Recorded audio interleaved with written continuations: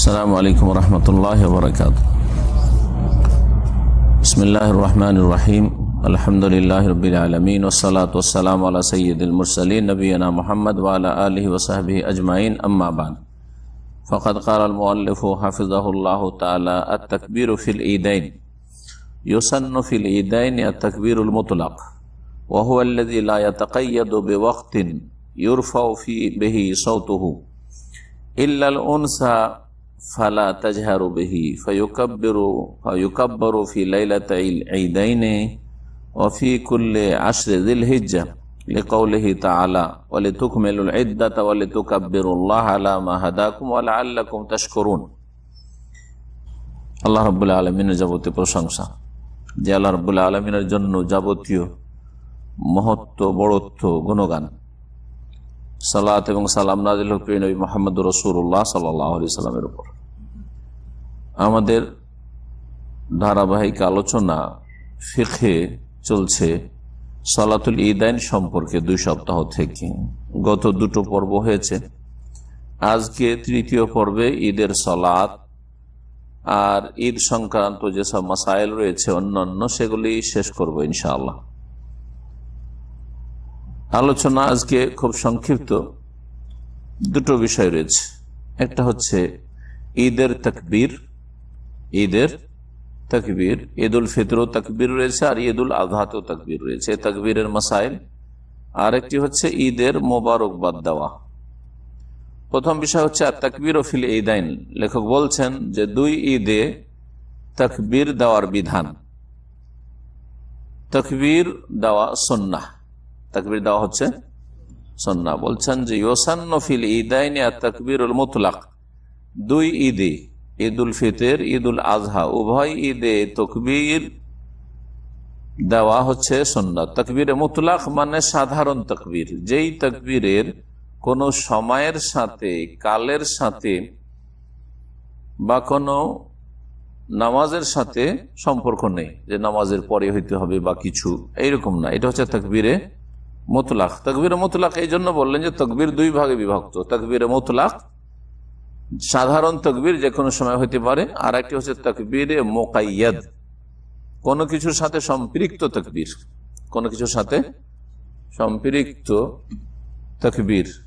ফরজ সালাতের পরে তাকবীর দেওয়া, এটা হচ্ছে তাকবীরে মুকাইয়াদ। মুকাইয়াদ বিসলাওয়াতিল বা বিসলাওয়াতিল খামস, 5 ওয়াক্ত সালাত বা নামাজের পরে পরে তাকবীরগুলি দেওয়া, এগুলিকে তাকবীরে মুকাইয়াদ বলা হয়।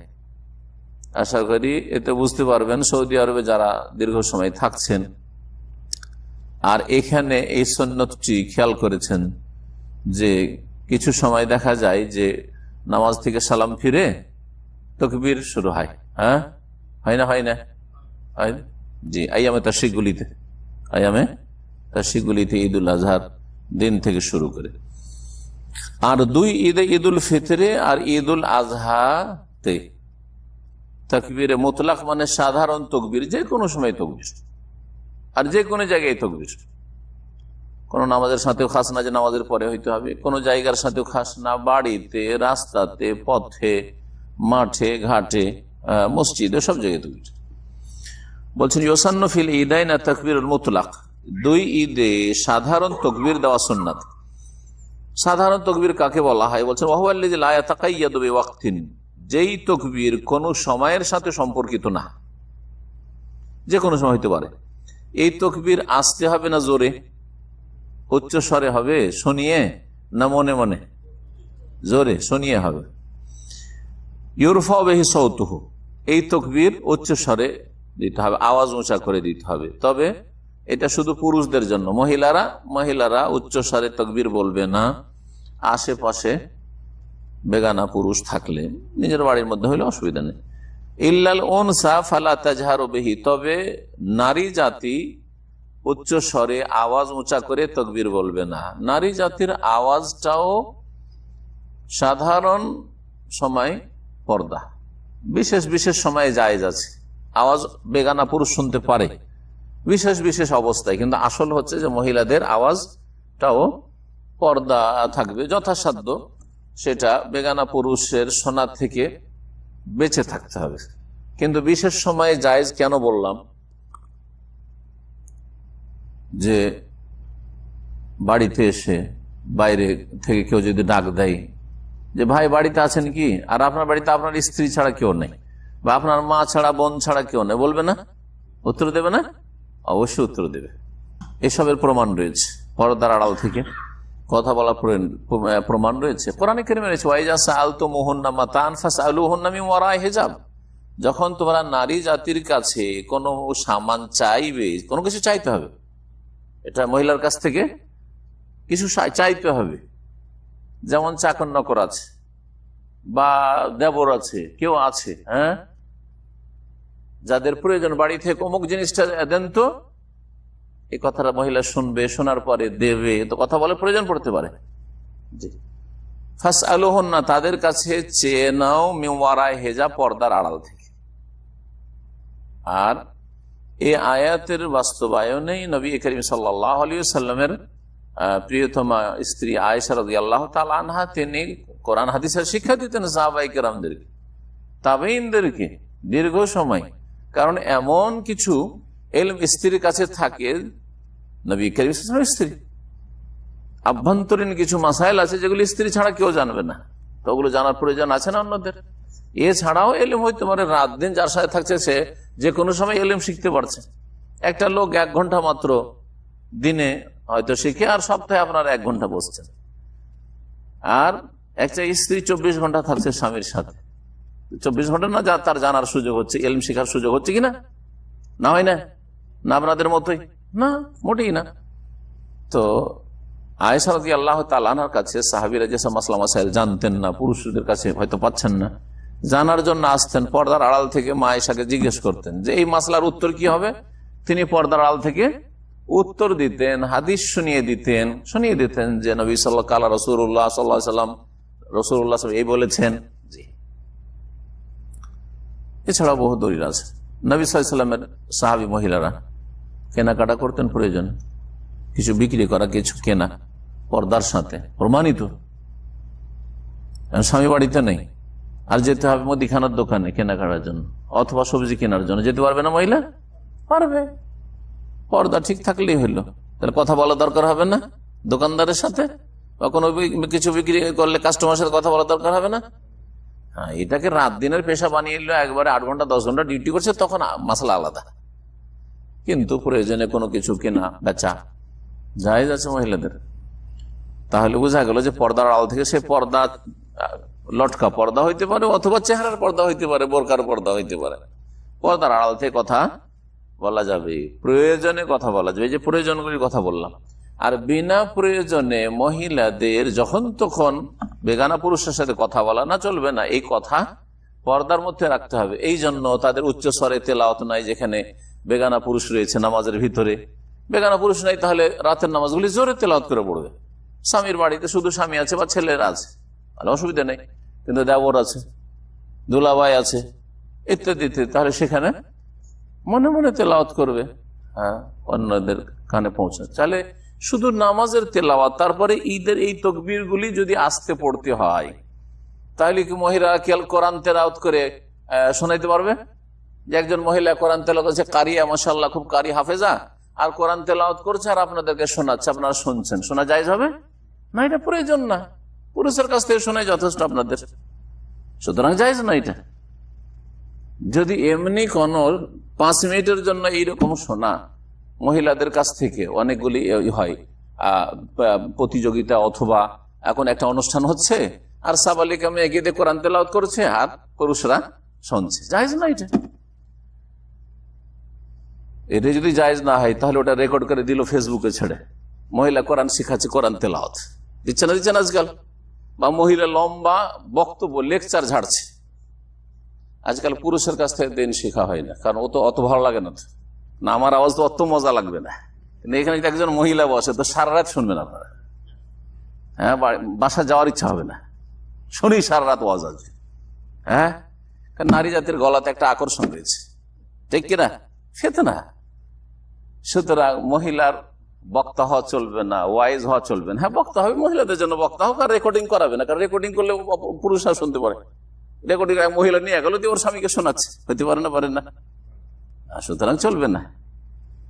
জি হ্যাঁ, এইসব মাসাইলের খেয়াল রাখতে হবে। জি, আজকাল ওই আপনার এই নেটের যুগে মহিলা কথা বলতে গিয়ে অনেক সময় করছে কি জানেন, ওই ভিডিও কল কথা বলছে। হয়তো ভাবছে যে আপনার স্ত্রী আর বন্ধুর স্ত্রীর সাথে কথা বলছে, কিন্তু ওখানে সে কি করে রেখেছে, কি বলে ওটাকে, না রেকর্ড তো করেছে সাউন্ড, তার সাথে সাথে ওর ছবিটা সেখানে স্ক্রিনশট, হ্যাঁ এই স্ক্রিনশট নিয়ে রেখেছে। আর নেওয়ার পরে এক শয়তান, সেই শয়তানটাকে চিনি আমি, সে শয়তান বাংলাদেশ, এখানে ছিল শয়তান, দেশে ধমকি দিচ্ছে তোমার স্ত্রী খারাপ, দেখো তোমার স্ত্রী আমার সাথে ভিডিও কলে কথা বলেছে, এই যে ছবি আমার কাছে। অথচ তার স্ত্রী এই কাজটা করেছে, বুঝতে পেরেছেন? সে বাংলাদেশ থেকে ওই ভাই আমাকে কান্না করে করে টেলিফোন করেছে যে আমার স্ত্রীর সাথে ওর স্ত্রী কথা বলেছে, কথা বলার পরে স্ক্রিনশট এইভাবে নিয়ে রেখেছে, আর নেওয়ার পরে দেখেন ফেসবুকে প্রচার করা হুমকি দিচ্ছে, বা করেও দিয়েছে, ফেসবুকে দিয়েছে। আউযুবিল্লাহ, জানেন না? জি হ্যাঁ।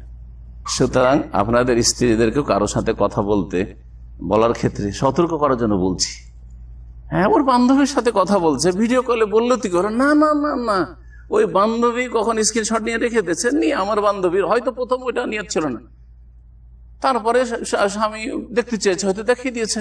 অনেক সময় স্বামীর কাছে দুর্বল, দেখি ওই অমুকের স্ত্রী কেমন দেখতে, তো ওখান থেকে নিয়ে নিয়েছে, অথবা ওকে জানায়নি, স্ত্রীর মোবাইল থেকে সেটা নিয়ে নিয়েছে। করতে পারে না, করে না, ব্ল্যাকমেল করছে এই করে, ওই শয়তানটা ব্ল্যাকমেল করছিল ওর স্ত্রীর সাথে করে। আউযুবিল্লাহ, সত্য ঘটনা শোনাচ্ছি, দামাম খবর ঘটনা শোনাচ্ছি। জি, যার ফলে সতর্ক সাবধান। তো কি বলছিলাম, আসল বিষয় আসল থেকে এই গুরুত্বপূর্ণ মাসাইলগুলি, ইল্লাল উনসা ফালা তাজহারু বিহি, নারী জাতি উচ্চ স্বরে জোরে আওয়াজ করে তাকবীর পড়বে না ঈদ উল ফিতর, ঈদ উল আজহা। তাহলে বোঝা গেল যে তাকবীরের মতো ইবাদতটাও যখন জোরে করতে পারবে না, তাহলে নারী জাতি ওয়াজ করতে পারবে না, নারী জাতি কোরআন তেলাওয়াত পুরুষদেরকে শোনাইতে পারবে না। হ্যাঁ, মহিলাদেরকে শোনাইলে মহিলারা যেন রেকর্ড না করে, কারণ ওখানে আশঙ্কা আছে অপর পুরুষের কানে সে আওয়াজ পৌঁছিবে, তেলাওয়াত পৌঁছিবে। এইটাই যদি না চলে তাহলে উম্মে হাবিবার গান চলবে। আজকাল উম্মে হাবিবার গান শুনে অনেক বাঙালি জাতি বুঝে না উর্দু, তারপর সুরটা শুনতে ভালো লাগে, পাকিস্তানের মধ্যে সবচেয়ে সুন্দর সুর বাঙালি জাতি। জি হ্যাঁ, নবীর বিবিদের নাম জানে না, কিন্তু পাকিস্তানের গায়িকার নাম জানে, এই যে জানে, খবর আছে। জি হ্যাঁ, বলে যে তরজমা করো তো কি বলছে কবিতা, বলতে পারো না তো কি শুনছে? তাহলে একটা গীত থেকে যদি তার অর্থ না বোঝেন তারপরও শুনতে মজা লাগছে, তো আপনি শুনছেন নাকি? তার কিটা ভয়েসটা, ওইটা শুনতে মজা লাগছে, কারণ নারীর আওয়াজ, এগুলি ফেতে না, আওয়াজ ফেতে না, এগুলি হচ্ছে জিনা এক রকমের। ফায়ুকাব্বিরু বা ফায়ুকাব্বিরু ফি লাইলাতাইল ঈদাইন, দুই ঈদের রাতগুলিতে তাকবীর বলবে। ওয়া ফি কুল্লি আশরি যিলহিজ্জাহ, দুই ঈদের রাতে তাকবীর হবে। আর জিলহজ মাসের 10 দিনে তাকবীর হবে। কেন? সূরা বাকারা আয়াত নম্বর 185 রয়েছে, 185 রয়েছে, এটা ঈদ উল ফিতর সম্পর্কে। মহান আল্লাহ বলছেন ওয়ালিতুকমিলুল ইদ্দাতা ওয়ালিতুকাব্বিরুল্লাহ আলা মা হাদাকুম, তোমরা সংখ্যা যাতে করে পূরণ করো। মানে রমজানের যে সিয়াম বা রোজার সংখ্যা আছে, সংখ্যা কত? 30, কম না? 30 অথবা 29, এটা হচ্ছে সংখ্যা। রমজানের রোজার সংখ্যা হচ্ছে হয় 30 নয় 29, এই দুইয়ের এক হবে। এই সংখ্যা তোমরা যাতে করে পূরণ করো, যার উপর রোজা ফরজ আছে। ওয়ালিতুকাব্বিরুল্লাহ আলা মা হাদাকুম, আর যেহেতু আল্লাহ তোমাদেরকে হেদায়েত করেছেন, সঠিক রাস্তা দেখিয়েছেন, সেই জন্য তার বড়ত্ব ঘোষণা করবে বা তার তাকবীর পাঠ করবে বা মহত্ব ঘোষণা করবে, যাই বলেন। তাকবীর মানে আল্লাহর বড়ত্ব ও মহত্ব প্রকাশ করা। কিসের জন্য এই তাকবীর পাঠ করা? যে আল্লাহ আমাকে অসংখ্য মানুষের মধ্যে থেকে হেদায়েত দান করেছেন ঈমানের জন্য, ইসলামের জন্য, এই রোজা রাখার জন্য, নামাজ পড়ার জন্য। বহু মানুষ আছে যারা কাফের, ঈমানই নসিব হয়নি। অনেক মুসলিম আছে, নামে মাত্র মুসলিম, যাদের রোজা রাখা নসিব হয়নি, রোজা রাখে না তারা। অনেক মুসলিম আছে নামে মাত্র, তারা 5 ওয়াক্ত সালাত পড়ে না। আল্লাহ আমাকে হেদায়েত দান করেছেন, আলহামদুলিল্লাহ। এর জন্য এই যে 30-29টা রোজা রাখতে পারলে ইমানের অবস্থায়, এর জন্য আল্লাহ কি করবে? শুকরানা স্বরূপ তাকবীর পাঠ করবে।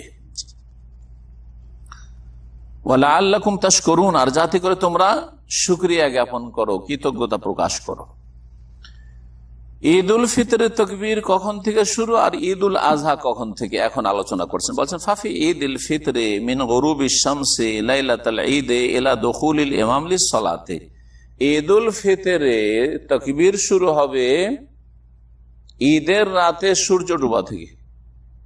ঈদের রাতে যখন সূর্য ডুবলো, তার মানে যখনই চাঁদ দেখার খবর পাওয়া গেল। ঈদের রাত কেমন করে জানেন? যখন আপনার কাছে চাঁদ দেখার খবর হয়ে যাবে, অথবা চাঁদ সরাসরি দেখতে পেলেন। যদি সরাসরি চাঁদ দেখতে পেয়ে গেলেন 29 তারিখের পরে অথবা 30 তারিখের পরে, দেখলেন কি 29 তারিখের পরে দেখা শর্ত। আর যদি 30 তারিখ হয়ে যায়, 30টা রোজা হয়ে গেছে, তাহলে দেখার শর্ত নাই, তাহলে নিশ্চিত ঈদ 30 আর বেশি হবে না। সুতরাং যখনই সূর্য ডুবে গেল 30টা রোজা হওয়ার পরে অথবা 29-এর পরে চাঁদ দেখার খবর হইল বা চাঁদ দেখলেন, তখন থেকে তাকবীর শুরু করে দিবেন। আর এই তাকবীর কতক্ষণ চলবে? সারা রাত চললো। আর ফজর পরে ঈদের আগে পর্যন্ত চললো, ঈদগাহে গিয়েও চললো। কতক্ষণ পর্যন্ত? এলা দুখুলিল ইমাম লিস-সালাতে, যতক্ষণ পর্যন্ত ইমাম ঈদ পড়াবার জন্য মুসাল্লাতে না আসছে, যে ইমাম এসে হাজির। এর থেকে বোঝা গেল যে সুন্নতি তরিকা হচ্ছে যে ইমাম আগে থেকে হাজির থাকবে না। আমাদের দেশে ইমাম বেচারাকে আগে হাজির থাকতে হয়, কারণ জাতি তো বেনামাজি অধিকাংশ। এরা পরে আসবে, সবকে ডাকতে হবে মাইকিং করে করে, আইসো জামাত শুরু হয়ে যাবে, আইসো জামাত শুরু হয়ে যাবে। এইসব দেখেছি দৃশ্য। ডাকতে আছে, অমুক গ্রামের লোক আসেনি, এখন অমুক গ্রামের লোক আসেনি, অমুক বংশের লোক আসেনি। আউযুবিল্লাহ। সুন্নতি তরিকা হচ্ছে জনগণ আগে এসে বসে থাকবে, আর ইমাম পরে আসবে। আসার সাথে সাথে এসে বসবে না মুসাল্লাতে, এসে সাথে সাথে কি করবে? খুতবা না নামাজ? নামাজ। গত সপ্তাহে পড়লেন না, এসে নামাজ পড়াবে, আর নামাজ পড়ার পরে তখন খুতবা দিবে। জি, সুন্নতি তরিকার উপর আমল আছে। সৌদি আরবে দেখেন, যেমন ইমাম চলে আসে নামাজ শুরু হয়ে যায় না? ইমাম আসলেই নামাজ শুরু। আর যেখানে যে ঈদগাহে অথবা যে মসজিদে আমির বা হয়তো রাজা আসবে, তো রাজা আসলো আর ইমাম আসলো একসাথে, আসবার তারপরে শুরু হয়ে গেল। কারণ মসজিদের ইমাম বা ঈদগাহের ইমাম হচ্ছেন ইমাম, ছোট ইমাম তুলনামূলক। আর যিনি দেশের শাসক তাকে বলা হয় ইমামে আজম। ইমাম আজম, ইমামতে উজমা আর ইমামতে সুগরা, বৃহৎ নেতৃত্ব, যার নেতৃত্ব মসজিদেও চলবে আর মসজিদের বাইরেও চলবে। উনি হচ্ছেন দেশের মুসলিম শাসক। আর যার নেতৃত্ব শুধু মসজিদে ইমামতির সময়, বাকি আপনার মানবেন না, বাইরে ইমামের কথা মানা হয় না।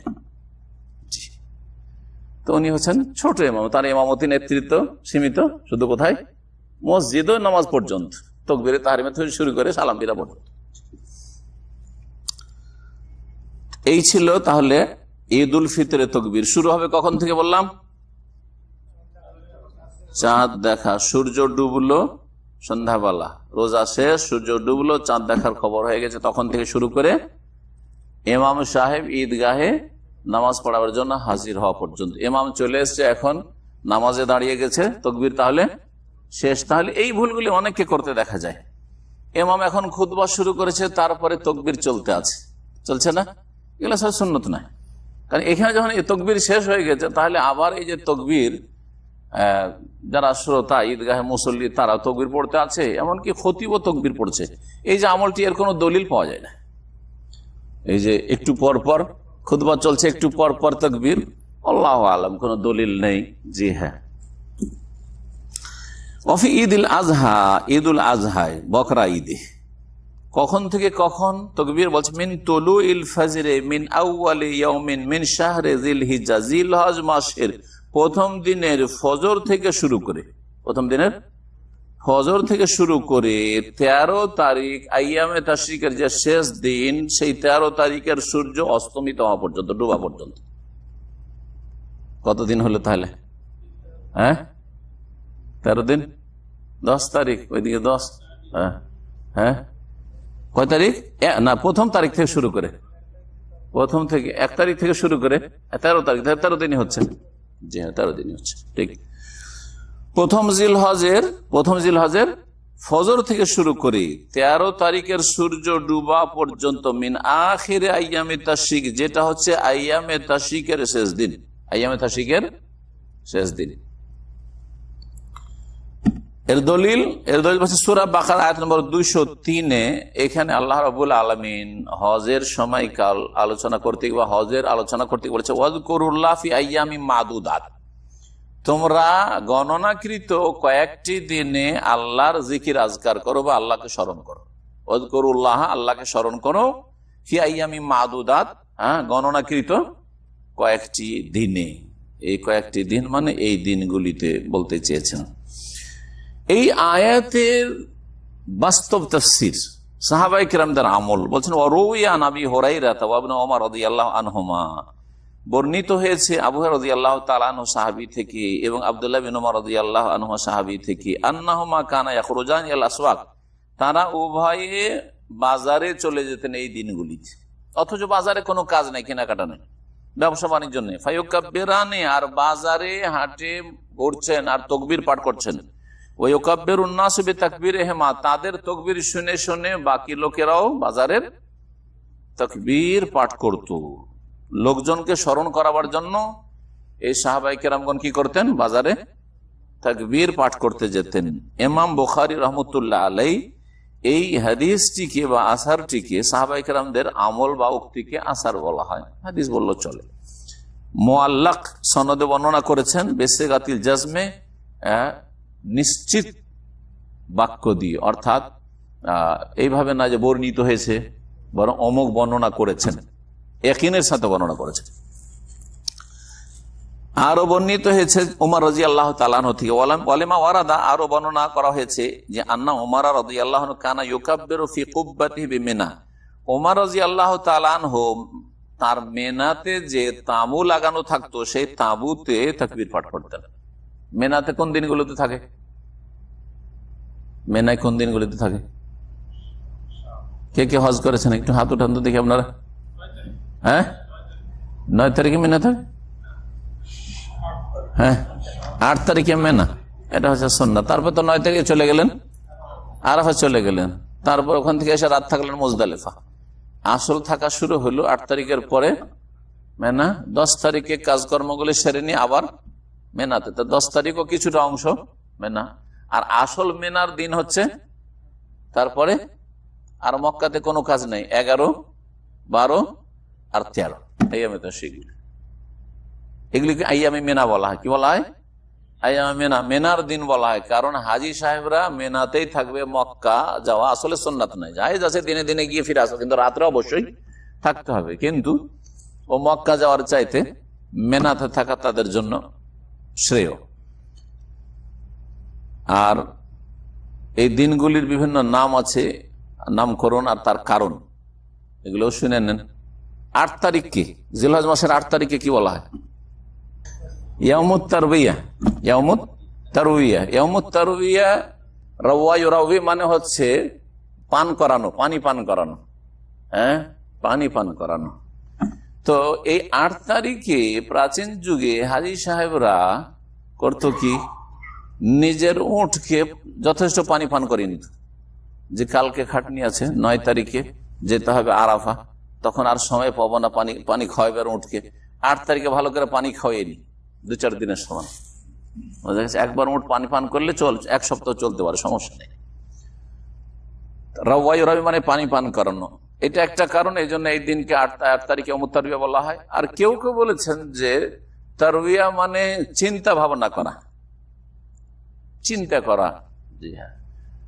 তো এই 8 তারিখের রাতে, মানে 8 তারিখের দিন যাচ্ছে তার আগের রাতটা, ওইটা তো 8 তারিখের আগের রাত, তারপরে দিন। এই রাতে ইব্রাহিম আলাইহিস সালাম প্রথম স্বপ্ন দেখলেন, ইন্নী আরা ফিল মানামি আন্নী আযবাহুক। স্বপ্নে দেখছেন যে আমি ছেলে ইসমাঈল আলাইহিস সালামকে জবাই করছি। সকাল হলো, বড় চিন্তিত, আমি এরকম স্বপ্ন কেন দেখলাম? আমাদের দেশের বক্তারা কম বক্তা, বলে যে ইব্রাহিম আলাইহিস সালামকে আল্লাহ স্বপ্নে দেখাইলেন তোমার প্রিয় বস্তুকে কি করো, কুরবানি করো। কোথায় আছে প্রিয় বস্তু? কোরআনে আছে ইন্নী আযবাহুকা, ছেলে ইয়া বুনাইয়া ইন্নী আরাফিল মানা, আমি স্বপ্নে দেখছি যে আন্নী আযবাহুকা, তোমাকে আমি জবাই করছি। কোথায় আছে প্রিয় কথা, তোমার প্রিয়? আর কোথায় আছে হুকুম যে তুমি জবাই করো? এসব কথাই নেই কোরআনে কারিমে, ঠিক না? আয়াত মুখস্থ আছে না? ইন্নী আরাফিল মানা, আমি স্বপ্নে, যেমন আমরা স্বপ্নে দেখি যে যেন একটা কাজ এরকম কিছু করছি, ঠিক ওই রকম ইব্রাহিম আলাইহিস সালাম স্বপ্নে দেখছেন যে আন্নী আযবাহুকা, বেটা ইসমাইল দেখছি যে তোমাকে জবাই করছি, আর আমি তো রসুল, আমি তো নবী, শয়তান তোমার কাছে আসতে পারে না, আমার স্বপ্ন হচ্ছে ওহী, তাহলে এটা আল্লাহর হুকুম। আল্লাহর যখন হুকুম ফানজুর মাজা তারা, তাহলে তুমি একটু চিন্তা করো কি করবো। ওই প্রথম দিন একটু চিন্তায় ছিলেন, প্রথম দিন চিন্তায় ছিলেন যে এই স্বপ্ন দেখলাম, এটা কি আসলেই স্বপ্ন আমার আল্লাহর পক্ষ থেকে নাকি শয়তান আমার কাছে আসলে, প্রথমে একটু চিন্তায় ছিলেন।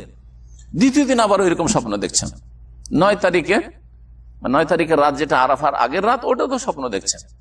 দ্বিতীয় দিন যখন স্বপ্ন দেখলেন আবার ওই স্বপ্ন যে ছেলেকে জবাই করছে। আরাফাই আরফ মানে চিনে নেওয়া, আরাফাই আরফ মানে কি? চিনে নেওয়া বা জেনে নেওয়া।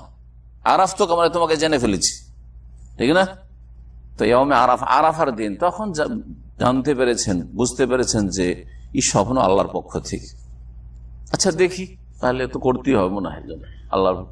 তারপরে আর রাতেও স্বপ্ন দেখছেন, 10 তারিখের রাত, 10 তারিখের রাতেও স্বপ্ন, 3 দিন পর পর স্বপ্ন। এটা তাফসীরের কথা, 3 দিন পর পর স্বপ্ন দেখছি আমি ছেলেকে জবাই করছি। তৃতীয় দিন বললেন যে বাবা চলো, তুমিও রাজি আমিও রেডি, চলো তোমাকে জবাই করি, কারণ আল্লাহর হুকুম হয়েছে। এমন নাহার, নাহার মানে জবাই করা, নাহার আনহার মানে জবাই করা। এই দিনে ইসমাইল আলাইহিস সালামকে জবাই করতে গেলেন, আল্লাহ ওয়াফাদাইনাহু ফি যিবহিন আযীম, তাকে আল্লাহ মুক্ত করলেন আসমান থেকে, জান্নাত থেকে জবিহা পাঠিয়ে, দুম্বা পাঠিয়ে। আর তারপরে এই ইয়াউমুন নাহারে, এটা হচ্ছে কোরবানির দিন, আর কোরবানি জবাই করা হয়, সেজন্য এই 10 তারিখের নাম হচ্ছে ইয়াউমুন নাহার। আরাফার নাম আরাফা এই জন্য, দ্বিতীয় কারণ যে ওই দিনে হাজী সাহেবেরা আরাফাতে অবস্থান করে। আচ্ছা, এই জায়গাকে আবার আরাফা কেন বলা হয়? এই জায়গাটার নাম আরাফা কেন হইল? এই নিয়ে তাফসীরকাররা বলেছেন যে আরাফে আরেফ মানে চেনা, চেনা পরিচয় হওয়া, চেনা পরিচয় হওয়া। আদম আলাইহিস সালাম হাওয়াকে যখন 2 জায়গাতে আল্লাহ নামিয়ে দিলেন, দুইজনের চেনার পরিচয় হলো, সাক্ষাৎ হলো কোথায়? এই আরাফাতে। এইসব কথা তাফসীরে বলা হয়েছে। এগুলো বলা যেতে পারে এই দিনগুলির নামকরণের ক্ষেত্রে। তাহলে ইয়াউমুন নাহার, 10 তারিখের নাম হলো ইয়াউমুন নাহার, 9 তারিখের নাম হলো ইয়াউমে আরাফা, 8 তারিখের নাম হয়ে গেল ইয়াউমুত তারউইয়া, 11, 12, 13 তারিখ, এই তারিখগুলির নাম হচ্ছে আইয়ামে তাশরিক। আইয়াম বহু বচন, তাশরিকের দিন। আইয়াম মানে দিন সমূহ, দিনগুলি। তাশরিকের দিন, তাশরিক, তাশরিক মানে কি? তাশরিক মানে হচ্ছে রোদে শুকানো। তাশরিক মানে হচ্ছে রোদে শুকানো, শরুক। আজকাল ক্যালেন্ডারে লেখা আছে এশরাক বা শরুক। এশরাকের নামাজ বলছি না, এশরাক মানে সূর্য ওঠার পরে যে নামাজটা, ওর নাম কি? ইশরাকের নামাজ। আশরাকাতিশ শামসু ও আশরাকাতিল আরদু বিনূরি রাব্বিহা।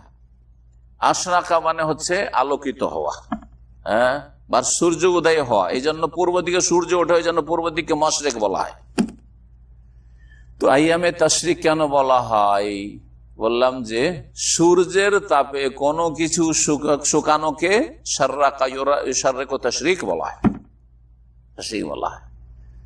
11 তারিখ, 12 তারিখ, 13 তারিখ, এই 3টি তারিখে আইয়ামে তাশরিক কেন বলা হয়? রোদরে কি শুকানো হয়? প্রাচীন যুগে এই ফ্রিজ ছিল না, ছিল? এখন এত মেনার হাজী সাহেবদের গোস্ত, কি করা যাবে? এগুলো কি করতে হবে? তখন শুকিয়ে রাখতো। 11 তারিখ, 10 তারিখে জবাই হইলো, 11, 12, 13 তারিখও জায়েজ আছে, কিন্তু বেশিরভাগ কোরবানি 10 তারিখ হয়ে যায়। তারপরে 11 তারিখ, 12 তারিখ, 13 তারিখ গোস্ত শুকানো চলছে, গোস্ত শুকার পালা চলছে। এই জন্য এই দিনগুলিকে কি বলা হয়? আইয়ামে তাশরিক বলা হয়। যেমন শুটকি খাওয়া, বাঙালিরা শুটকি শুকায়, তেমন আরবরা প্রাচীন যুগে উটের আর দুম্বার, বকরির গোস্ত, কুরবানির গোস্ত কি করত? এই দিনগুলিতে সূর্যের তাপে রোদে শুকাইতো। সেই জন্য এই দিনগুলির নাম হচ্ছে আইয়ামে তাশরিক। বেশি কোনো ফায়দা আছে এতে? শুধু নলেজ। জি, এগুলো শরীয়তের মাসলা কিচ্ছু হলো না। জি, তবে এগুলো হচ্ছে জেনারেল নলেজ, কিছুটা নলেজ হইল এই দিনগুলির নাম সম্পর্কে। আইয়ামে তাশরিক আসলে সেই জন্য বললাম। তো ঈদুল আজহার তকবীর শুরু হবে পহিলা জিলহজ ফজরের নামাজ থেকে শুরু তাকবীরে মুতলাক, আর শেষ হবে 13 তারিখ সূর্য ডুবার সাথে শেষ। সূর্য ডুবে গেল, তকবীর এখন শেষ। আয়াত বললেন দলিলে 203 নম্বর আয়াত সূরা বাকারার। আর তারপরে দু একটা আসার বা হাদিসে বললাম। ইমাম বুখারী রাহমাতুল্লাহ আলাইহি উমর রাদিয়াল্লাহু তাআলা আসারটিও সহিহ বুখারীতে বর্ণনা করেছেন। ওয়ালিমা ওয়ারাদা আন্না ইবনে উমর রাদিয়াল্লাহু আনহু কানা ইউকাব্বিরু তিলকাল আইয়াম আইয়াম মিনা ওয়া খালফা সালাওয়াতি ওয়া আলা ফিরাশি ওয়া ফি ফুসতাতি ওয়া মাজলিসি ওয়া মামশাহু তিলকাল আইয়াম জামিয়ান।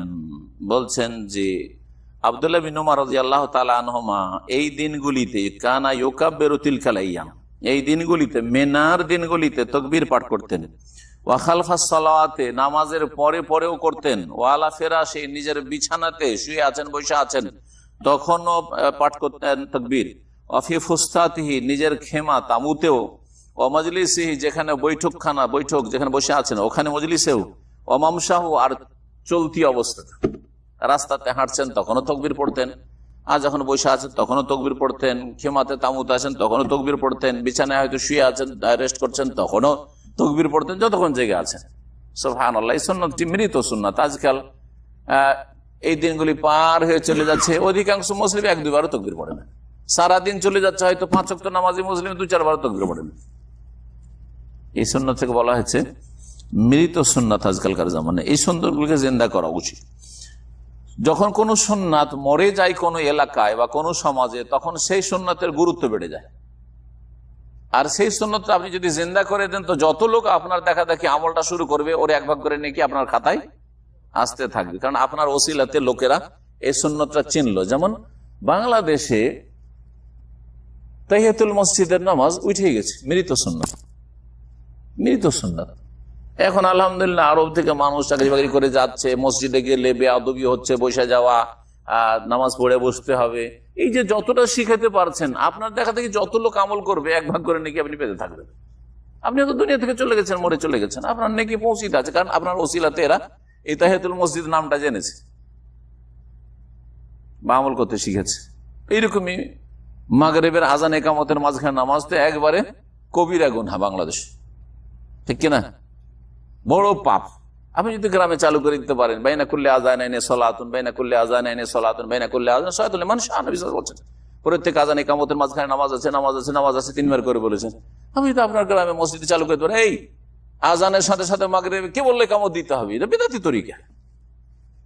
আলহামদুলিল্লাহ আপনার হয়তো কথা শুনবে, প্রভাব আছে, আপনার বংশের প্রভাব আছে, আপনার পয়সার প্রভাব আছে, এগুলোকে দিনের খেদমতে লাগান।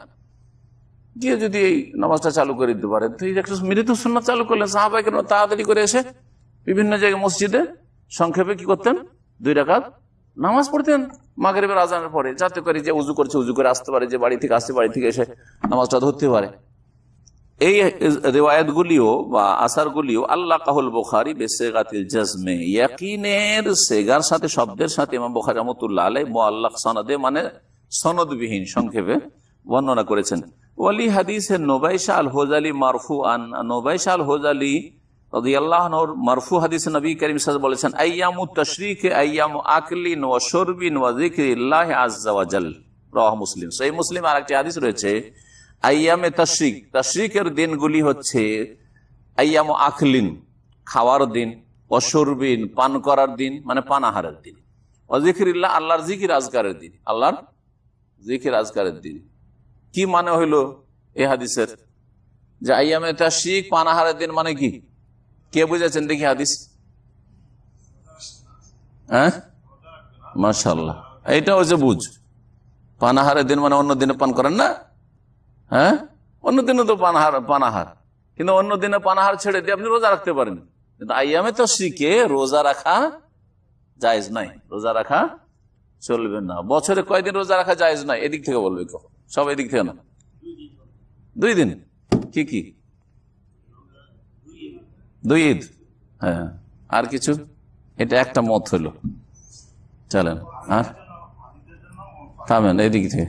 হ্যাঁ, সারা বছর, হ্যাঁ 3 দিন বাস, একটু বেড়েছে, দ্বিতীয় মত।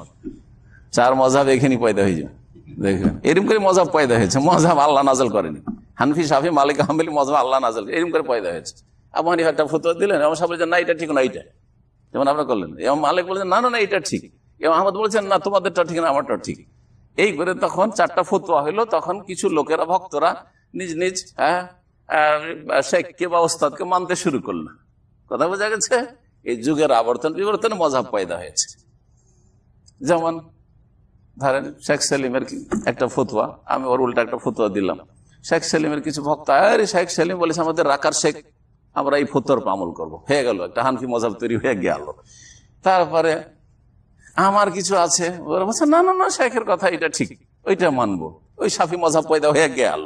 বোঝা গেছে? এইভাবে মালিকি মজাব পয়দা হয়ে গেল, এইভাবে হাম্বেলি মজাব পয়দা হয়ে গেল, এইভাবে পয়দা হয়েছে। আসলে এই মজাবের কোনো অস্তিত্ব নেই। আছে কোরআন হাদিস মানতে হবে, আল্লাহর কথা মানতে হবে। কার কথা মানতে হবে? রাসূল সাল্লাল্লাহু আলাইহি ওয়াসাল্লামের কথা মানতে হবে। জনগণ সহজ ভাষাতে খুব সহজে বুঝবে। মানুষকে গুমরাহ করে রেখেছে খামাখায়, লা মযহাবি লা মযহাবি, মনে হচ্ছে আল্লাহ নাযিল করা মযহাব, মযহাব মানে লা মযহাবি হয়ে গেল একবার। আউযু বিল্লাহ। মানুষের তৈরি করা মযহাব মানে জান্নাত পাওয়া যাবে না? আল্লাহর মযহাব লাগবে। আল্লাহর মযহাব হচ্ছে ইন্নাদ-দীনা ইনদাল্লাহিল ইসলাম, চলার রাস্তা। চলার রাস্তা হচ্ছে আমাদের ইসলাম। ওহী অনুযায়ী চলতে হয়। মযহাব মানে কি? যাহাবা ইয়াযহাব মানে যাওয়া, তো যাতায়াতের রাস্তা। তা আপনি যাচ্ছেন আল্লাহর দিকে, জান্নাতের দিকে যাচ্ছেন, মওতের দিকে যাচ্ছেন, যেই রাস্তার উপর দিয়ে যেতে হয় সেটা হচ্ছে ওহীর রাস্তা। আমাদের মযহাব হচ্ছে ওহী, আমাদের মযহাব হচ্ছে কোরআন সুন্নাহ। আর যারা কোরআন সুন্নাহর মযহাব মানে তারা লা মযহাবি, তারা লা মযহাবি। বুঝা গেছে কি না?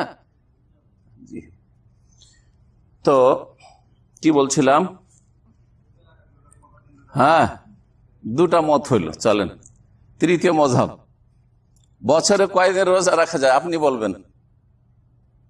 হ্যাঁ, 2 দিন। চলে, সাপোর্ট বাড়লো। 4 দিন, মাশাআল্লাহ, কাজ হয়ে গেছে। 3টা মযহাব হয়ে গেছে, একটা আমার মযহাব। 5 দিন খালাস। ঠিক আছে, কয়টা মযহাব হইল? না 5টা না 4টা মযহাব হইল? 4টা মযহাব হয়েছে। 2 দিন, 3 দিন, 4 দিন আর 5 দিন, খালাস 4 মযহাব হয়ে গেছে।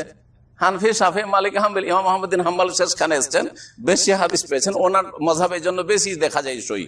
অধিকাংশ ক্ষেত্রে সহি হাদিসের কাছাকাছি ইমাম আহমদ বিন হাম্বলের মযহাব। কিছু কিছু ভুল ওই মযহাবেও আছে, মানে হাদিসের খেলাফ আছে।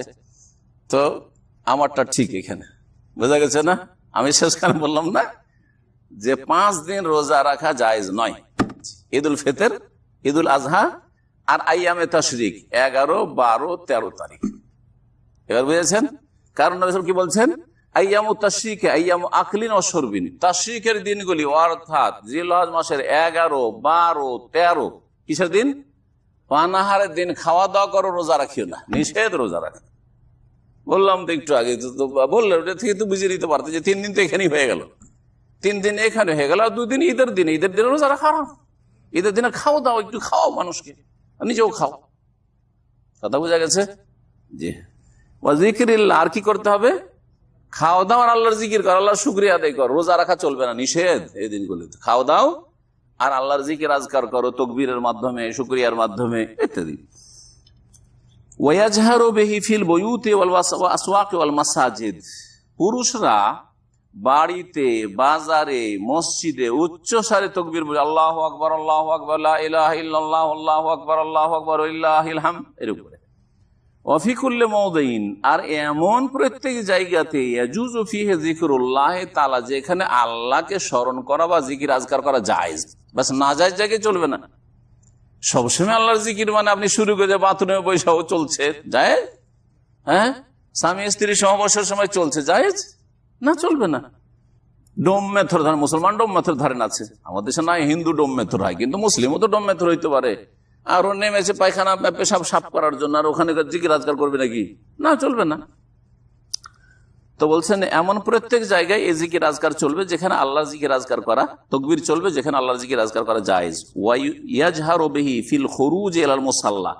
ঈদগাহে যখন নামাজ পড়ার জন্য বের হবে তখন রাস্তাতেও তাকবীর পড়তে থাকবে, রাস্তাতে বেশি বেশি তাকবীর পড়বে। কেন? কারণ ইমাম দারাকুতনি রাহমাতুল্লাহ আলাইহি এবং অন্যান্য ইমামগণ হাদিস বর্ণনা করেছেন আব্দুল্লাহ বিন উমর রাদিয়াল্লাহু তাআলা আনহুমা থেকে, আন্নাহু কানা ইযা গাদা ইয়াউমাল ফিতরি ওয়া ইয়াউমাল আযহা ইয়াজহারু বিত তাকবীরি। বলছেন ইবনে ওমর রাদিয়াল্লাহু তাআলা আনহুমা যখন সকালবেলা ঈদুল ফিতরের দিন ঈদ পড়তে যেতেন, ওয়াউমুল আযহা আর ঈদুল আজহার দিন ঈদ পড়তে যেতেন, ইয়াজহারু বিত-তাকবীর উচ্চ স্বরে তাকবীর পাঠ করতেন, হাত্তা ইয়াতিয়াল মুসাল্লাহ কতক্ষণ পর্যন্ত? ঈদগাহে আসা পর্যন্ত, পৌঁছা পর্যন্ত। সুম্মা ইউকাব্বিরু হাত্তা ইয়াতিয়াল ইমাম, তারপর ঈদগাহে পৌঁছে গেলেন, ঈদগাহে পৌঁছার পরে তাকবীর পড়তে থাকেন। যদি নামাজ না শুরু হয় তাহলে তাকবীর পড়তে থাকেন, বলছে তারপরে তাকবীর বলতে থাকবে যতক্ষণ পর্যন্ত ইমাম আসে নাই। অফিস সহি আর সহি বুখারীতে রয়েছে উম্মে আতিয়া রাদিয়াল্লাহু তাআলা আনহা থেকে বর্ণিত, তিনি বলছেন কুন্না নুমারু বিইখরাজিল হুইয়াজি, সাহাবী মহিলা বলছেন যে আমাদেরকে আদেশ করা হইত, আমরা আদিষ্ট হইতাম কিসের জন্য? বেখরাজিল হুইয়াজি, ঋতুবতী মহিলাদেরকেও বাড়ি থেকে ঈদগাহে নিয়ে যেতে। আরে মাসিক অবস্থায় আছে, তারপরে বলতেন নবী সাল্লাল্লাহু আলাইহি ওয়াসাল্লাম যে সবকে নিয়ে চলো ঈদগাহে। এই সুন্নতটা মরে গেছে আমাদের, বহু সুন্নতকে মেরে ফেলে দিয়ে আমাদের দেশে। মহিলাদের ঈদগাহে যাওয়া কবিরা গুনাহ আমাদের দেশে, ঠিক না? অথচ নবী করিম সাল্লাল্লাহু আলাইহি ওয়াসাল্লাম সর্বস্তরের মহিলাদেরকে ঈদগাহে নিয়ে যেতে বলেছে, পাক না পাক। তারপরে বয়সিক আর যুবতী, ষোড়শী, 16 বছর, 18 বছর, 20 বছর বয়স, যারা বাইরে গেলে ফিতনার আশঙ্কা রয়েছে, সেই ক্ষেত্রেও কিন্তু মাহরামের সাথে যাবে, পর্দার সাথে যাবে, ফিতনা করে যাবে না, হ্যাঁ, মেকআপ করে যাবে না, বেহায়া হয়ে যাবে না, বা আতর সেন্ট লাগিয়ে যাবে না, এমন যে আতর সেন্ট ঘ্রাণ পাওয়া যাচ্ছে রাস্তাতে, তাহলে জানিয়া, হ্যাঁ, সে অসতী মহিলা। এই সুন্নতটিকে আমাদের দেশে জীবিত করা প্রয়োজন রয়েছে। বড় দুঃখের বিষয়, আমাদের দেশে আহলে হাদিসরাও মহিলাদেরকে ঈদগাহে নিয়ে যায় না। এই সুন্নতটা ওরাও মেরে দিয়েছে, আর এক বিদআত চালু করেছে মহিলাদের জন্য। মসজিদে ওরা মহিলার ইমামতি করে, মসজিদে ওরা ঈদ পড়ছে, আর পুরুষরা ঈদগাহে। এক বিদআত আর এক বিদআত। এই অধিকার কে দিল যে মহিলার ইমামতি করে ঈদ পড়বে? ঈদ পড়লে পুরুষদের ইমামতিতে এক ইমামতি ঈদ পড়তে হবে, আর না হইলে যদি ওই ব্যবস্থা না করে, এই সুন্নতকে মেরে ফেলো, তাহলে মহিলারা ঈদ পড়বে না। যারা ফরজ বলেছেন বাড়িতে পড়ে নিবে হয়তো বা কিছু, কিন্তু এইভাবে মসজিদে জামাত সহকারে আমাদের দেশের তরিকা যেটা আহলে হাদিস মসজিদগুলোতে এখন আলহামদুলিল্লাহ কিছুটা জিন্দা হচ্ছে, কিন্তু কিছু কিছু ঈদগাহে ব্যবস্থা করা হচ্ছে, আহলে হাদিসরা শুরু করেছে। কিন্তু আহলে হাদিস মন্ডল, দায়িত্বশীল মাতাব্বর এরা যে কত বিদাতি ছিল, বড়ই বিরোধিতা করেছে মহিলাদেরকে ঈদগাহে নিয়ে যাওয়া, না নিয়ে যেতে দিবে না মহিলাদেরকে, অথচ নাম আহলে হাদিস। কিন্তু জাহেল সমাজ আলেমদের ফতোয়ার উপর আমল করতে দেবে না। কোন আলেম যদি ফতোয়া দিয়েছে যে চলো মহিলাদেরকে হাদিস আছে নিয়ে যেতে হবে, বিরোধিতা করেছে এই গ্রামের, দেশের, এলাকার, অঞ্চলে যারা মন্ডল, মাতাব্বর, নেতৃস্থানীয় ব্যক্তি, চেয়ারম্যান, নেতা, এরা বিরোধিতা করেছে। বেদাত যে কেউ করবে, বেদাত যে করবে বেদাত। শুধু মহিলাদের নামাজ মসজিদে আর মহিলা খুতবা পড়বে, মহিলা ইমামতি করবে, এটা একটা বেদাত। তো বলছেন যে উম্মে আতিয়া রাদিয়াল্লাহু তাআলা কি বলছেন যে আমাদেরকে আদেশ করা হইতো যে ঋতুবতীদেরকে যেন বের করে নিয়ে যায় ঈদগাহে। ফায়ুকাব্বিরনা বিতাকবীরিহিম, তো ঋতুবতীরা গিয়ে কি করবে? ওরা ঈদ পড়তে পারবে না, না পাক। হ্যাঁ, বলছে তারা লোকজনের তকবীরের সাথে সাথে ওরাও তকবীর পড়বে।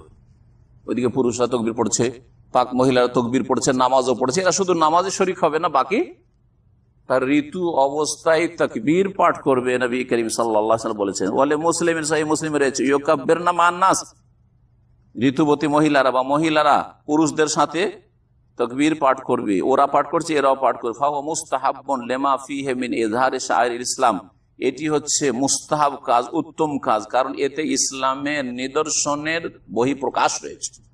ইসলামের একটি স্পষ্ট নিদর্শনকে প্রকাশ করছেন, প্রকাশ্যে আপনি আমল করছেন বা বাস্তবায়ন করছেন। লোকজন দেখছে, দেখেন ঘরে ঘরে কেউ যদি ঈদ পড়ে নাই, কেউ জানতে পারবে না যে ঈদ হইল। মহিলারা ঘর থেকে বের হলো না, মহিলাদের কিসের ঈদ হইলো, ঈদই বুঝে না ওরা। আমাদের মহিলারা ঈদ কি বুঝবে? ওরা ঈদ মানে বাড়িতে খাওয়া দাওয়া, সেমাই টমাই তৈরি করতে হবে, আসছে খাবে, ব্যাস এই ঈদ তাদের। এটা তো ঈদ হলো না। ওরা যাবে ঈদগাহে আর ঈদ পড়ে আসবে, এটা হলে আসলে ইসলামের নিদর্শনের প্রকাশ করা। জি হ্যাঁ।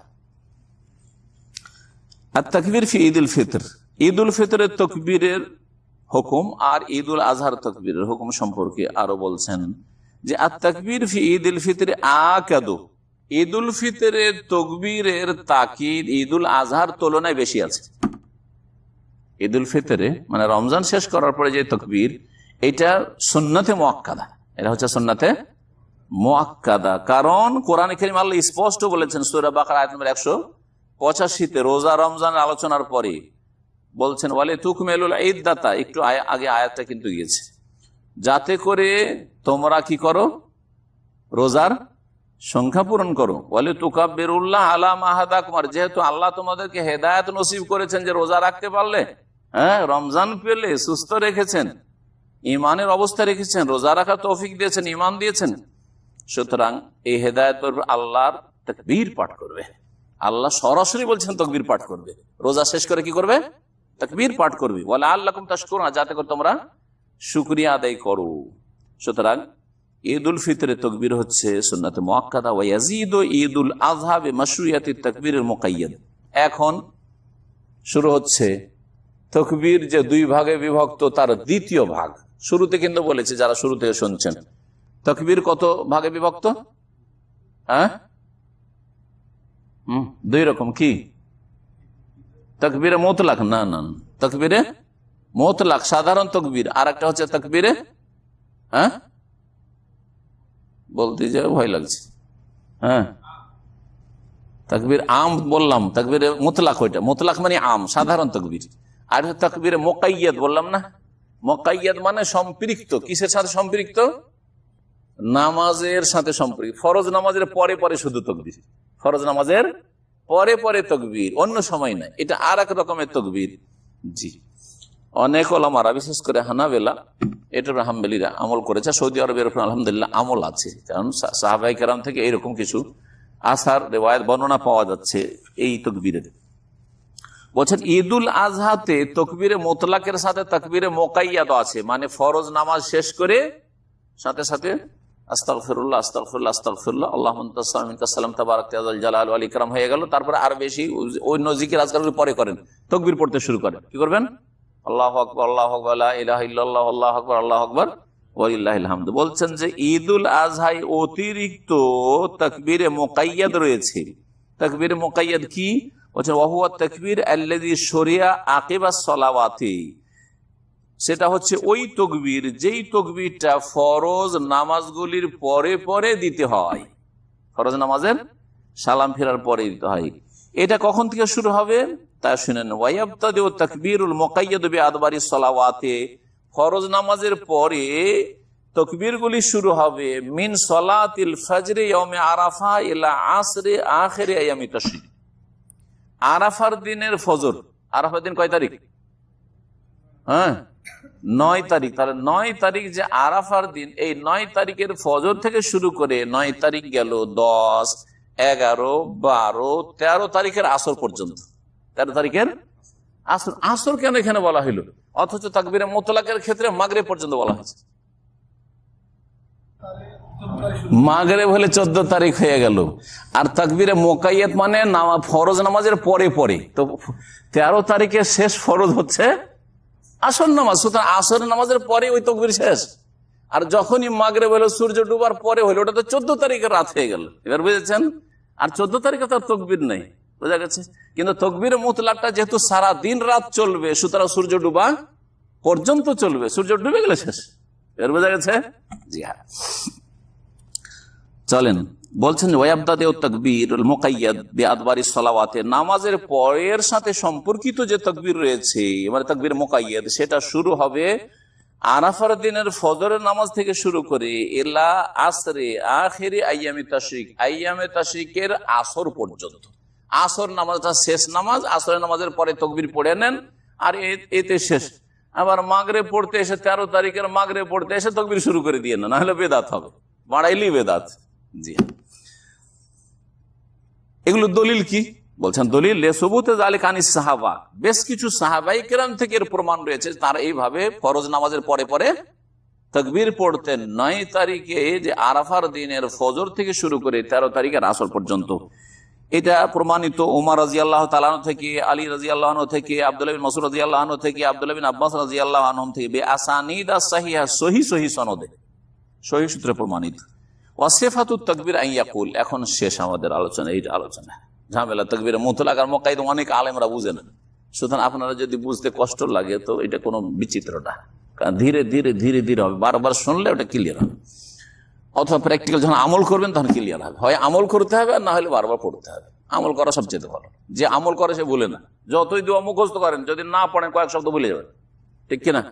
ইস্তেখারা দোয়া মুখস্থ করেন, জীবনে ইস্তেখারা পড়লে না কয়েক সপ্তাহ পর ভুলে যাবেন, কিন্তু মাঝে মাঝে ইস্তেখারা পড়তে কখনো ভুলবেন না, ঠিক কিনা? জি। তাকবীরের বিবরণ, তাকবীরের সেগাগুলো কি, মানে তাকবীরের বাক্যগুলি কি, একটু আগে শুনিয়ে দিয়েছি এমনি। এখন কিতাব থেকে শুনে বলছেন এভাবে বলবেন, আল্লাহু আকবার, আল্লাহু আকবার, লা ইলাহা ইল্লাল্লাহ, আল্লাহু আকবার, আল্লাহু আকবার, ওয়ালিল্লাহিল হামদ। এটা প্রসিদ্ধ, কিন্তু এর চাইতে ভিন্ন রিওয়ায়াত রয়েছে, যেমন আল্লাহু আকবার, আল্লাহু আকবার, আল্লাহু আকবার 3 বার করে, লা ইলাহা ইল্লাল্লাহ, আল্লাহু আকবার, ওয়াও না দিয়ে আল্লাহু আকবার, আল্লাহু আকবার এরকম করেও আছে, ওয়ালিল্লাহিল হামদ। তো এতে আল্লাহর তাকবীর হয়ে গেল, আর তৌহিদ লা ইলাহা ইল্লাল্লাহ আল্লাহর একত্বের ঘোষণা হয়ে গেল, আর তারপরে ওয়ালিল্লাহিল হামদের মাধ্যমে আল্লাহর প্রশংসা হয়ে গেল, আল্লাহর প্রশংসা হয়ে গেল। ওয়াকুনু যালিকা বাদাল ইস্তিগফার। আচ্ছা, এটা যে তাকবীরে মুকাইয়াদটা পড়বেন তো সালাম ফেরার সাথে সাথে, মানে আস্তাগফিরুল্লাহ পড়বেন না? বলছেন না, পড়বেন, ইস্তিগফার পড়বেন। একটু আগে যে বললাম আস্তাগফিরুল্লাহ, আস্তাগফিরুল্লাহ, আস্তাগফিরুল্লাহ, নবী সাল্লাল্লাহু আলাইহি ওয়াসাল্লাম সালাম ফিরলে কি করতেন? ইস্তিগফার সালাসান, 3 বার কি করতেন? আস্তাগফিরুল্লাহ পড়তেন। আর তারপরে আল্লাহুম্মা আনতাস সালাম ওয়া মিনকাস সালাম তাবারাকতা ইয়া যাল জালালি ওয়াল ইকরাম, বাস। তারপরে তাকবীর পড়া শুরু, তাকবীরে মুকাইয়াদ পড়া শুরু করেন আরাফার ফজর থেকে শুরু করে 13 তারিখের আসর পর্যন্ত। আর তারপরে অন্যান্য দোয়াগুলি আল্লাহু আল্লাহু আলিমা তাইদ বায়াতুল কুরসি পড়বেন, বালা ইলাহা ইল্লাল্লাহু ওয়াহদাহু লা শারীকা লাহুল মুলকু ওয়া লাহুল হামদু ওয়া লা কুল্লি শাইইন কাদির, যেগুলি জিকির আজকার আছে ফরজ নামাজের পরে পড়বেন। আত-তাহনিয়া ইয়াউমাল ঈদ। এখন বাকি শুধু একটা ছোট্ট মাসালা, সেটা হচ্ছে ঈদের দিনে মোবারকবাদ দেওয়া, অভিনন্দন দেওয়া কেমন? অভিনন্দন দেওয়া কেমন? প্রথম কথা, এটি সুন্নাত কিনা না জায়েজ? সুন্নাত, এটা হলো সুন্নাত। সুন্নাত হলে তো ভালোই, সুন্নাত। আর সুন্নাত না হয় তো জায়েজ কিনা কমপক্ষে। আর যদি জায়েজ না হয় তাহলে বলবো বেদাত। যেটা জায়েজ নয় অথচ ধর্ম মনে করে করছেন সেটার নাম বেদাত। তাহলে তো বেদাত নয়, জায়েজ। আর সুন্নাহ বলা যাবে না। তবে এর বাক্যটা কেমন হবে? যেমন ভারত, বাংলাদেশ, পাকিস্তান আমরা কি বলি? ঈদ মোবারক। হ্যাঁ, কি বলি? ঈদ মোবারক। আর জবাব কি বলে? ও বলছে ঈদ মোবারক, ভাই ঈদ মোবারক, বলছে ঈদ মোবারক। দুই দিক থেকে ঈদ মোবারক চলছে, তাই না? না না, এইরকম বাক্য প্রমাণিত নয়। কি প্রমাণিত আছে শুনেন। বলছে লা বাসা বিতাহনিয়াতিন নাসি বা'দাহুম বা'দান বা বা'দুহুম বা'দান। যদি একজন মানুষ আরেকজন মানুষকে বা একদল আরেক দলকে ঈদ উপলক্ষে মোবারকবাদ পেশ করে তো লা বাসা, তাতে আপত্তি নেই। মানে সুন্নত না জায়েজ? ভাষাটা বোঝেন, করলে অসুবিধা নেই। তার মানে সুন্নাত না জায়েজ? জায়েজ। তাহলে সুন্নাত নাই, সুন্নাত বলে করো, বা সুন্নত বা মুস্তাহাব কমপক্ষে বলা হয়তো। এখানে মুস্তাহাব বলেনি, সুন্নত বলেন, কি বলেছে? লা বাসা, অসুবিধা নেই, জায়েজ আছে, জায়েজ আছে, করলে করতে পারে। কি বলবেন তাহলে? একজন অপরজনকে বলবে ঈদ মোবারক? বলছেন না না না, সালাফ থেকে যেটা প্রমাণিত রয়েছে, নবী সাল্লাল্লাহু আলাইহি ওয়াসাল্লাম থেকে কিন্তু প্রমাণিত না। তাকাব্বালাল্লাহু মিন্না ওয়া মিনকা, আল্লাহ আমাদের আপনাদের কবুল করুক। আল্লাহ আমাদের বা আর আপনার কবুল করুক। বা তাকাব্বালাল্লাহু মিন্না ওয়া মিনকুম, বহু বচন করতে পারেন, আমাদের এবং আপনাদের পক্ষ থেকে আল্লাহ কবুল করুন। রোজা কবুল করুন, ঈদ কবুল করুন, নেক আমল কবুল করুন, কুরবানি দিলাম, কুরবানি যেন আল্লাহ কবুল করেন। তাকাব্বালাল্লাহু মিন্না ওয়া মিনকুম। কালা শাইখুল ইসলাম ইবনে তাইমিয়া রাহিমাহুল্লাহ তাআলা, ইমাম ইবনে তাইমিয়া রাহমাতুল্লাহ আলাইহি বলছেন, ওয়া কাদ রুইয়া আন তায়েফাতি মিনাস সাহাবা, একদল সাহাবায়ে কেরাম থেকে প্রমাণিত রয়েছে, বর্ণিত রয়েছে, আন্নাহুম কানু ইয়াফআলুনহু, তারা এইরকমটা করতেন। মানে কি বলতেন? তাকাব্বালাল্লাহু মিন্না ওয়া মিনকা ওয়া মিনকুম। ওয়া রাখাসা ফিল আইম্মাতু, আর ইমামগণ এই ব্যাপারে ছাড় দিয়েছেন। যেহেতু নবী সাল্লাল্লাহু আলাইহি ওয়াসাল্লাম থেকে প্রমাণিত নেই সেজন্য সুন্নাত বলেননি, কারা কি করেছেন? ছাড় দিয়েছেন, করতে পারো। যেমন ইমাম আহমদ এবং অন্যান্যরা ছাড় দিয়েছেন। ওয়াল মাকসুদু মিনাত তাহনিয়াতি আত-তাওয়াদ্দুদু ওয়া ইজহারুস সুরুর। আচ্ছা, এই মোবারকবাদ দেওয়ার উদ্দেশ্যটা কি? কেন মোবারকবাদ দিব? বলছি এর মাধ্যমে একটু ভালোবাসা, সম্প্রীতি, জি, ভালোবাসার বিনিময়, এই আর কি। তো বলছেন এর উদ্দেশ্য হচ্ছে ওয়াল মাকসুদু মিনাত তাহনিয়া, মোবারকবাদের উদ্দেশ্য হচ্ছে আত-তাওয়াদ্দুদ, ভালোবাসা সৃষ্টি করা, ওয়া ইজহারুস সুরুর, এবং আনন্দ প্রকাশ করা। একটা হচ্ছে ভালোবাসা, সম্প্রীতি, মুসলিমের সাথে প্রকাশ করা, আর আরেকটা হচ্ছে খুশি প্রকাশ করা, যে আনন্দের দিন, খুশির দিন, খুশি প্রকাশ করা। ওয়াকাল ইমাম আহমদ রাহিমাহুল্লাহ তাআলা, ইমাম আহমদ রহমতুল্লাহ আলাইহি বলছেন এই মোবারকবাদ সম্পর্কে, খুব গুরুত্বপূর্ণ কথা, কিন্তু লা আবতাদিউ বিহি, আমি শুরু করব না, আমি কাউকে মোবারকবাদ দিতে যাব না। তবে ফাইন ইবতাদানি আহাদুন আজাবতুহু, কেউ যদি আমাকে আগে দিয়ে দেয় যে তাকাব্বালাল্লাহু মিন্না মিনকুম, তাহলে তাকে আমি সেম জবাব দেব, তাহলে বোঝা যাচ্ছে সুন্নত নয়। সুন্নত হলে তিনি আগে বাড়ার চেষ্টা করতেন, আমি আগে দেবো, বোঝা গেছে কিনা। এই জন্য আমি এর উপর আমল করি। কাউকে ঈদ মোবারক তো নয়, তাকাব্বালাল্লাহু মিন্না মিনকুম তেমন বলতে জানি, কিন্তু একজন বলেই দিল, আমিও বললাম। হ্যাঁ, তারপর আরবদের কাছে তো মেলা এখন নতুন নতুন ভাষা হয়েছে, মিনাল ফায়েজিন, মিনাল মাকবুলিন, কুল্লা আম আনতুম বিখাইর, কুল্লা আম আনতা তাইয়্যিব ওয়া আনতুম তাইয়্যিবিন, ঠিক না? এগুলো সব বানানো। আরে মজার কথা, আজকাল কিছু মুফতি গুগল আর শেখ গুগল হয়েছে, বুঝলেন? শেখ গুগল আর মুফতি গুগল, মুফতি ফেসবুক, মুফতি হোয়াটসঅ্যাপ, বোঝা গেছে? মুফতি গ্রুপ, বোঝা গেছে কিনা। বেশ কিছু মুফতি আজকাল পয়দা হয়েছে, আর শেখ পয়দা হয়েছে, শেখ গুগলের শেখ ওরা। আর গুগলের আন্ডারে তো ধরেন সব কিছু নেটের যত আছে, তো এরাকে শেখ গুগল বলা হচ্ছে। কি বলা হচ্ছে এদেরকে? শেখ গুগল বলা হচ্ছে। এদের এলেম কোরআন হাদিসে তরজাও বুঝে না। এরা হয় কোন শেখের কাছ থেকে শুনে নিল, শেখ সলিমের কাছ থেকে একটা ফতোয়া শুনে নিল, তারপরে হোয়াটসঅ্যাপে ছেড়ে দিল। ওনার আওয়াজটা না, ও নিজের ভাষাতে আবার, আর ওনার আওয়াজটা ছাড়লে তো দেখ শেখেরই কথা হবে, বোঝা গেছে কিনা। কিন্তু না, ও নিজে এখন ফতোয়া দিতে শুরু করলো। ফতোয়া দেওয়ার খুব শখ, বেচারা এলেম নেই, কোরআন হাদিসের অর্থ তো বুঝে না, কিন্তু ফতোয়া দেওয়াটা শখ আছে। আমিও শেখ হব, আমিও ওস্তাদ হব, হ্যাঁ, আমিও মুফতি হব। এখন কেমন করে মুফতি হবে? গুগলের যুগে খুব সুবিধা হয়, এইরকম কারো কাছ থেকে শুনে ফতোয়া দিয়ে দিল, হ্যাঁ, নেটে। আর না হলে নেটে সার্চ করলো শেখ গুগল, ওর বড় শেখ হচ্ছে কোন ওস্তাদ, মানুষ ওস্তাদ না, গুগল শেখ। গুগলে সার্চ দিল যে এই ফতোয়াটা কি পাওয়া যাচ্ছে, ইংলিশে কোথাও আছে কিনা, বা বাংলাতে আছে কিনা, বা আরবিতে কিছু, যে ভাষা বুঝে। তারপরে সার্চ দিয়ে পেয়ে গেল যে হ্যাঁ, ফতোয়া পেয়ে গেছি। এক জায়গা থেকে নিয়ে কাটিং আর পেস্টিং, কাট আর পেস্ট, এক জায়গা থেকে কাটিং করলো আর কপি করলো, আর আরেক জায়গাতে পেস্ট করে দিল, বোঝা গেছে। এই চলছে ফতোয়া আজকাল, বড় ফিতনাইট। এই ফতোয়া দেওয়া যায় না। এই ফতোয়া দিয়ে কত লোক যে গুমরাহ হচ্ছে, আর কত লোককে গুমরাহ করছে আল্লাহ ভালো জানে। জাহান্নামে যাওয়ার কাজ। যার এলম নাই তার ফতোয়া দেওয়া যায় না। শেখ গুগল হবেন না, আর এই শেখ ফেসবুক হবেন না, আর মুফতি গুগল হবেন না, কথা বোঝা গেছে। কোরআন এবং হাদিস বুঝার তৌফিক থাকলে বুঝেন, আর ফতোয়া দেন, না হলে ফতোয়াতে বাঁচার চেষ্টা করেন। আমি এখন পর্যন্ত ফতোয়াতে বাঁচার চেষ্টা করছি। কিছুক্ষণ আগে এক লোক টেলিফোন করছে ইজান থেকে, সে খুব বিপদে পড়েছে। আমি বিপদে পড়েছি বুঝলে বুঝে দিই যে ও তালাকের মশলা আছে। সবচেয়ে বড় বিপদ এটা। ও জাহান্নামে যা শিরিক করছে, বিপদ না, ওটা আখিরাতের ব্যাপার। সে খুব বিপদে পড়েছি। আমি তখনই বুঝছি তালাকের মশলা তো, বলছে হ্যাঁ একটু তালাকের মশলা, এইরকম রাগ। আমি বললাম যে আমি ব্যস্ত আছি এখন, ওই ফতোয়া এখন হবে না, ঠান্ডা মেজাজে আপনি আগামীকালকে সকাল 10টা, কথা বোঝা গেছে। যখন একবারে ফ্রি থাকবো চিন্তা করে বলবো, যাতে ভুলের সম্ভাবনা কম থাকে। আর আমি এখন দৌড়ের মধ্যে আছি, এই উঠবো, এই দার্সে যাবো, আর তুমি তালাকের মশলা জিজ্ঞেস করবে। তুমি তো রেডিমেড হালুয়া চাও, আর আমার কাছে তো এরকম রেডিমেড হালুয়া তৈরি করা নেই, কথা বোঝা গেছে। হালুয়া খেতে না তো লাগে না, গিললেই কাজ হয়ে গেল, ওইরকম ফতোয়া চাই। জি, আল্লাহ মুস্তান, আল্লাহ হেফাজত করে। জি, এই ফতোয়া দেওয়া থেকে বাঁচে।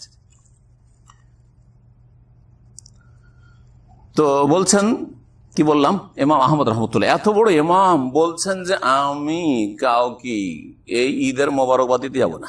ফাইন ইবতাদানি, আমাকে যদি শুরু করে দেয়, আগে দিয়ে দেয়, আহাদুন কেউ, আজাব তো, তাহলে জবাবে বলবো। কেন? লিআন্না জাওয়াবাত তাহিয়াতে ওয়াজিবুন, কারণ কেউ যদি মোবারকবাদ দেয় বা সালাম পেশ করে, তাহলে উত্তর দেওয়া হচ্ছে ওয়াজিব। তখন আমার জন্য জরুরি হয়ে যায়, তখন আমার জন্য কি হয়ে যায়?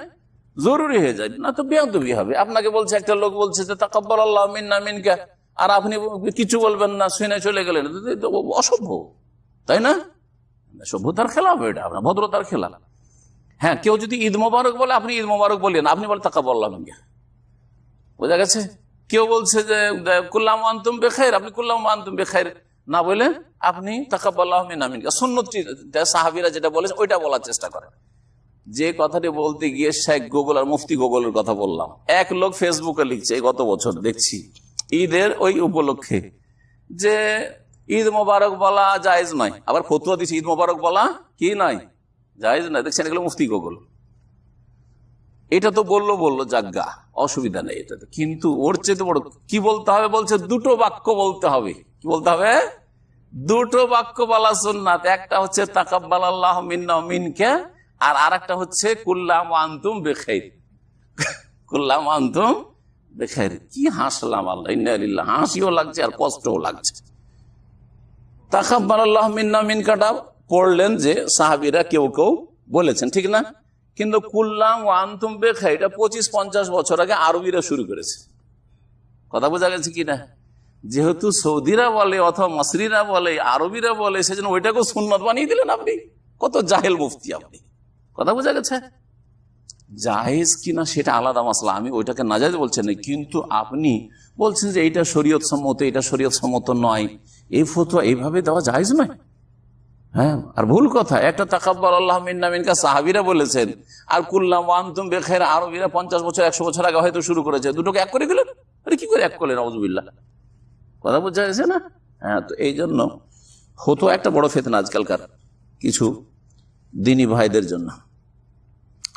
ওয়াম্মাল ইফতিদাউ বিতাহনিয়াতে, মোবারকবাদ শুরু করা, ফালাইসা সুন্নাতুন মামুরান, বলছেন যে প্রথমখানে আপনি বলবেন দেখা হইলে ঈদের দিন তাকাব্বালাল্লাহু মিন্না মিনকা, এইটা এমন সুন্নত নয় যে যার আদেশ দেয় মামুরান বিহা, কোনো আদেশ নেই সাহাবায়ে কেরাম থেকে, নবী সাল্লাল্লাহু আলাইহি ওয়াসাল্লাম থেকে কোনো এরকম হুকুম নেই।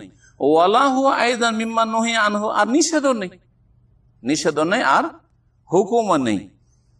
তো যখন নিষেধ নেই, হুকুম নেই, আর এই কাজটা যদি কেউ করে আর দুনিয়ার ভালোবাসা সম্প্রীতি বৃদ্ধি করার জন্য অথবা নিজের খুশি আনন্দ প্রকাশ করার জন্য কেউ করে দেয়, তো আমিও তোমার মতোই করে দিলাম। কেউ যদি না করে, তো দেখা হইলো, সালাম মুসাফা করলাম, কেমন আছেন, ভালো আছেন, হয়ে গেল। বুঝা গেছে কিনা? জি। ওয়ালা বাসা বিল মুসাফাহাতি ফি তাহনিয়া, মোবারকবাদ দেওয়ার সময় একটা লোকের সাথে দেখা হইলো আর তার সাথে হাতে হাত মিলিয়ে সালাম আলাইকুম ওয়ালাইকুম সালাম করলেন, মুসাফা, অসুবিধা আছে? কারণ মুসাফা তো আসলে সুন্নাত, দেখা সাক্ষাৎ হলে মুসাফা করা, হাতে হাত মিলানো সুন্নাত, সুতরাং এতে কোনো অসুবিধা নেই। আর একটা গুরুত্বপূর্ণ মাসলা বললেন না শেখ, কারণ আমাদের দেশের বিদাত সম্পর্কে শেখ তো আরব দেশের লোক, হ্যাঁ, আর আরব দেশে এই বিদাত তো নাই। এই বিদাত আছে ইন্ডিয়া, পাকিস্তান, বাংলাদেশে। কি বিদাত? ঈদগাহে যেমন ঈদের সালামটা ফিরা হইলো, তেমনি ধস্তাধস্তি শুরু হয়ে গেল। কি? হ্যাঁ, আরে উঠে সাথে সাথে একবারে কোলাকলি শুরু হয়ে গেছে। বিদাত না নবী সাল্লাল্লাহু আলাইহি ওয়াসাল্লাম করেছেন, না তার কোন এক সাহাবী করেছেন, না কোনো তাবেঈ করেছেন, না রে আবু হানিফা, শাফি, মালিক, চার ইমামের দোহাই দিয়ে মযহাব করছো, তো প্রমাণ করো আবু হানিফা থেকে, শাফি, মালিক, আহমদ দিয়ে প্রমাণ করো। কেউ করেননি। আরে ইমাম আহমদ শুধু তাকাব্বালাল্লাহু মিন্না মিনকুম তাও বলছেন যে আমি করতে যাব না, কেউ যদি করে তো আমি করবো। বোঝা গেছে কিনা? আর আপনি কোলাকুলি শুরু করবেন আর কোনো দলিল খুঁজবেন না, ইমামেদেরও পরোয়া করবেন না যে ওরা কি বললেন না করলেন কি করলেন না। এইসব বিদআত গুলি আমাদের সমাজে আছে, এগুলো উঠাইতে হবে, এইরকমই যদি মনে করেন যে ফরজ নামাজের পরে মুসাফা ডানে বামে একটু করতেই হবে, তো ওইটাও বিদআত। হ্যাঁ, পাশে দেখছেন একটা লোক দেখা হইলো, সালাম আলাইকুম করে নিল, সেটা আলাদা কথা, কয়েকদিন দেখা হয়নি, অথবা কিন্তু একসাথে ঢুকলেন। বিদআতটা কখন হবে? বিশেষ করে দুইজনে একসাথে ঢুকলেন আর পাশাপাশি নামাজ পড়লেন, আগেই তো সালাম দোয়া হয়েছে না, কিন্তু সালাম ফেরার পরে ফরজ থেকে সালাম আলাইকুম। এর সাথে একটু কিছু উন্নতি করেছে কিছু লোকেরা, যতদূর হাত যায় এরও হাত গেল, আর একজন পর্যন্ত হাত, সালাম আলাইকুম। সব বিদআত, এগুলো সব বিদআত। আরব করলেও বিদআত, আর আজম করলেও বিদআত, আর ইন্ডিয়ান, পাকিস্তানি, বাংলাদেশ যে করবে সেই বিদআত। আমাদের সুন্নাত হচ্ছে যে প্রমাণ দিতে হবে যে কোরআন হাদিসে আছে কিনা, নেই, অথচ এগুলো সওয়াবের কাজ মনে করে করছেন, ফরমালিটি, সুতরাং এগুলো বিদআত কাজ, এগুলো ছেড়ে দেবেন। ফরজ নামাজের পরে মুসাফা করা আর ঈদের নামাজের পরে কোলাকুলি মুআনাকা করা, এগুলি হচ্ছে বিদআত। আল্লাহ যেন বিদআত থেকে আমাদের বেঁচে থাকার তৌফিক দান করেন। এবং ঈদ সম্পর্কে এই তিনটি আলোচনাতে বিস্তারিত শুনলে আল্লাহ রাব্বুল যেন আপনাদের সকলকে উপকৃত করেন, তার আগে আমাকে উপকৃত হওয়ার তৌফিক দান করেন। ওয়া সাল্লাল্লাহু আলা নবিয়িনা মুহাম্মদ ওয়া আলা আলিহি ওয়া সাহবিহি আজমাইন।